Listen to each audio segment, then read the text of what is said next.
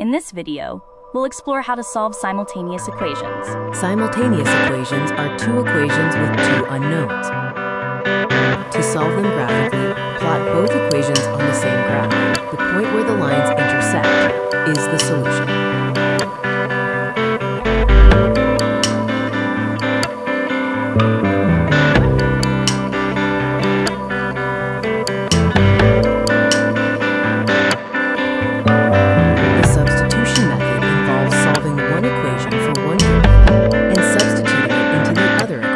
The substitution method involves solving one equation for one variable and substituting it into the other equation. In this problem, we make y the subject of the top equation and substitute it for y in the bottom equation. Remember your integer rules when expanding.